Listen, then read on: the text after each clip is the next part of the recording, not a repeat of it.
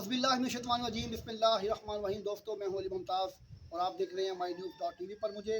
और अगर आपको मेरी वीडियोस पसंद आ रही हैं तो मेरी यूट्यूब चैनल को ज़रूर सब्सक्राइब करें ताकि मेरी आने वाली हर वीडियो आप तक पहुंचे, और साथ दिए गए बेल को ज़रूर, बेल आइकन को दबाएं ताकि मेरी हर नई वीडियो आप तक पहुंचती रहे। तो दोस्तों, खबर कुछ इस तरह से है कि ग्रेटर पार्क मीनार पाकिस्तान में 14 अगस्त को जो वक़ूआ हुआ आयशा अकरम बेग के साथ, जिस तरह से कुछ ओबाशों ने और कुछ लफंटरों ने, कुछ मतलब कि नखट्टू जो घरों के वेले लोग होते हैं, उन्होंने जिस तरह से एक लड़की के साथ ज्यादती करने की कोशिश की और उसे हरासा किया, उसके कपड़े तक मतलब के जिस्म से अलग करने की कोशिश की, तो उसके ऊपर स्टेट ने, हुकूमत वक्त ने, गवर्नमेंट ने मुकम्मल तौर पर एक्शन लिया।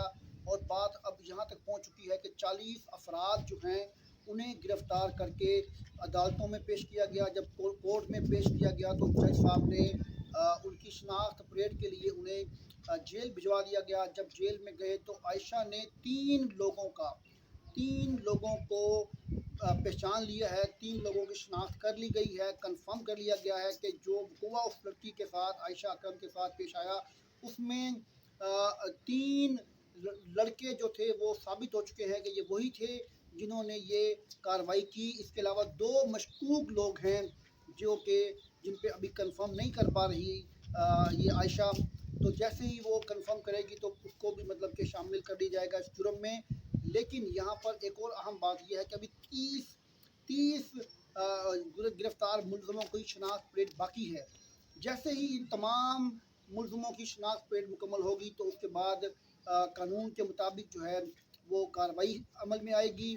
और इंशाअल्लाह ताला ये पाकिस्तान की तारीख का एक अनोखा वाक़या है। इसमें किसी भी सूरत पर गुनाहगारों को बख्शिश नहीं होनी चाहिए, गुनाहगारों के लिए कोई माफ़ी का इम्कान नहीं होना चाहिए, बल्कि उन्हें गिरफ़्तार करके सख्त सख्त सज़ा देनी चाहिए।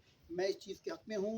और मैंने ये भी बात की है कि जहाँ पर कसूर अगर आयशा अकरम का है तो वहाँ उससे कई गुना ज़्यादा कसूर जो है वो उन नौजवानों का है, वो 400 अफराद का है जिन्होंने कानून को अपने हाथ में लिया और एक नाती लड़की को देखकर उसके साथ ज्यादती करने की कोशिश की। तो जैसे ही अगली खबर आपके पास आएगी मैं आपके पास जरूर हाजिर हूँगा। तब तक के लिए अल्लाह।